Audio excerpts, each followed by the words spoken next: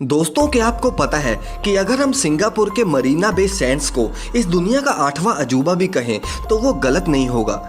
इसमें इंजीनियर्स को एक नहीं बल्कि बहुत सारे इम्पॉसिबल स्ट्रक्चर्स को तैयार करना पड़ा था और ये सभी स्ट्रक्चर्स को बनाने के लिए इंजीनियर्स को कुदरत के नियमों को तोड़ना पड़ा था। जैसे कि आप इस इंजीनियरिंग के नमूने के डिज़ाइन को देखिए।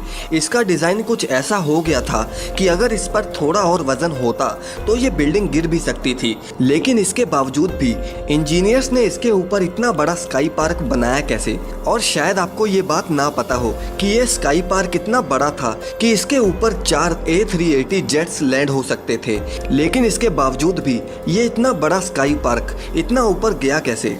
जो डिज़ाइन सुनने में भी इम्पॉसिबल था, आखिर उसे इंजीनियर्स ने असल ज़िंदगी में कैसे रूबरू करवाया। जानने के लिए वीडियो को लास्ट तक जरूर देखिए और आगे भी ऐसी वीडियोस के लिए चैनल को सब्सक्राइब करना ना भूलें। मरीना बे सैंड्स एक ऐसा होटल जो कि हर साल करीब $1 बिलियन मतलब करीब 7,000 करोड़ रुपए कमाती है और इस होटल को बनाने में करीब $5.7 बिलियन का खर्चा आया था। और शायद आपको ये बात हैरान कर दे कि इतने पैसों में अगर आप चाहो तो करीब करीब 4 बुर्ज खलीफा तो खड़े कर ही सकते हो। और इसके टॉप पर एक स्विमिंग पूल है जो कि आपको सिंगापुर का 360 डिग्री का व्यू प्रोवाइड करता है। इसमें हर बिल्डिंग को बनाने के लिए सबसे पहले इंजीनियर्स को 16,500 वर्कर्स को हायर करना पड़ा था। इंजीनियर्स के पास सबसे पहली चुनौती थी इस बिल्डिंग का डिजाइन, जो कि इंजीनियर्स को फिजिक्स के लॉज को तोड़ने पर मजबूर कर रही थी। इस बिल्डिंग के 2 पार्ट आपस में एक दूसरे की तरफ झुके हुए थे, जिस वजह से बिल्डिंग का खड़ा होना बहुत मुश्किल था और उसका बीच में से टूटने का डर लगा हुआ था। अगर ऐसा हुआ तो लाखों डॉलर्स का नुकसान तो तय ही था।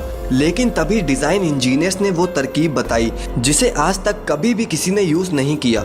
उन्होंने बिल्डिंग के साथ साथ स्टील के मोटे मोटे टावर्स को टेम्परेरी सपोर्ट की तरह यूज करना शुरू कर दिया, जिससे बिल्डिंग के स्ट्रक्चर के फेलियर के चांसेस कम हो गए। और वो सपोर्ट्स जब 23वें फ्लोर पर एक साथ स्ट्रक्चर्स को जोड़ेंगे तब वो सपोर्ट्स को निकाल देंगे। लेकिन इंजीनियर्स के मन में ये डर बैठा हुआ था कि जब उन टेम्परेरी सपोर्ट्स को निकाला जाएगा तो कहीं ये स्ट्रक्चर मिस कैलकुलेशन की वजह से गिर न जाए। इसलिए उन्होंने स्ट्रक्चर के अंदर कुछ परमानेंट सपोर्ट को ज्वाइन करने का सोचा। इसलिए उन्होंने कुछ स्टील वायर्स को पकड़ बनाने के लिए स्ट्रक्चर के अंदर ही ज्वाइन कर दिया और वायर्स का दूसरा हिस्सा उन्होंने ह्यूमनिक जैक से टाइट कर दिया, जिससे अगर फ्यूचर में बिल्डिंग का लोड बढ़ता भी है तो वो वायर्स उस बिल्डिंग का 50% तक का वजन कंट्रोल कर लेंगे। सब काम ठीक तरह से टाइम टू टाइम चल ही रहा था कि तभी काम के बीच में कुदरत का कहर बरसना शुरू हो गया। सिंगापुर में एक भारी तूफान आया जिस वजह से इस बिल्डिंग का काम रोकना पड़ा। इस काम को रोकने का सबसे बड़ा कारण था तेज हवाएं, क्योंकि वो हवाएं सभी टावर्स के लिए खतरनाक साबित हो सकती थी, स्पेशली सबसे ऊपर बनने वाले 340 मीटर के स्काई पार्क के लिए। ये तेज हवाएं स्ट्रक्चर के डिजाइन को खराब कर सकती थी। अब इंजीनियर्स को इस बात की चिंता खाए जा रही थी कि ये प्रोजेक्ट इतनी तेज हवाओं में सेफ भी है या नहीं। इसलिए उन्होंने विंड इंजीनियर्स को हायर किया जो कि इस पूरे प्रोजेक्ट की टेस्टिंग कर सकें। अब विंड इंजीनियर्स ने इस प्रोजेक्ट के मॉडल पर टेस्ट करनी शुरू कर दी और उन्होंने ये पता लगा लिया कि सिंगापुर के तूफान में ये बिल्डिंग्स 200 मिलीमीटर तक इधर उधर हो सकती हैं। जब इंजीनियर्स ने यह पता लगाया कि यह मूवमेंट ऊपर ब्रिजेस पर लगे हुए जॉइंट्स की वजह से हो रही है तो उसे काबू में करने के लिए इंजीनियर्स ने स्काई पार्क के नीचे मल्टी डायरेक्शनल स्टील बैरिंग्स को लगा दिया। लेकिन उसमें भी एक प्रॉब्लम आ रही थी। प्रॉब्लम कुछ ऐसी थी कि अगर इसके जॉइंट्स में फिर भी कोई मूवमेंट हुई तो फिर पूल के बीच में दरारें पड़नी शुरू हो जाएंगी। अब इस प्रॉब्लम का सलूशन इंजीनियर्स ने ये निकाला कि जहां पर पूल में दरारें पड़ने की आशंका थी वहां पर उन्होंने 50-50 मीटर के गैप में पूल को 3 सेगमेंट्स में डिवाइड कर दिया और उन 50 मीटर्स के गैप को स्टील की चादरों से कवर कर दिया गया। अब इंजीनियर्स की तेज हवाओं में बिल्डिंग के गिरने की आशंका दूर हो गई थी। लेकिन अब सवाल ये था कि आखिर इस 3 बड़े हवाई जहाज के बराबर के स्काई पार्क को ऊपर बनाकर लेके कैसे जाएं।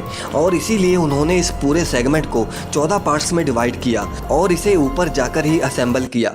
लेकिन इन 14 पार्ट्स को बिना किसी नुकसान के ऊपर लेकर जाना आसान नहीं है। इंजीनियर्स 14 में से 12 पार्ट्स को किसी न किसी तरीके से ऊपर तो ले गए, लेकिन इंजीनियर्स को अब इसमें से 2 सबसे बड़े पार्ट्स को ऊपर ले जाने में बहुत दिक्कत आने वाली थी, क्योंकि ये दोनों पार्ट्स करीब करीब 80 मीटर के थे और इनका वजन 1400 टन के बराबर था।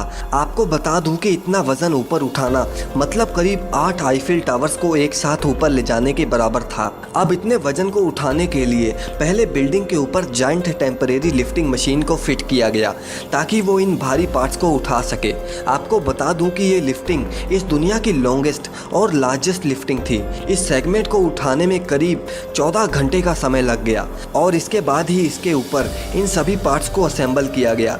और आज इस बिल्डिंग में इस दुनिया का सबसे महंगा कसिनो के साथ साथ 200 मीटर की ऊंचाई पर दुनिया का सबसे बड़ा स्विमिंग पूल भी है। वैसे क्या आप कभी इस होटल में जाना चाहोगे? कमेंट करके हमें ज़रूर बताएं।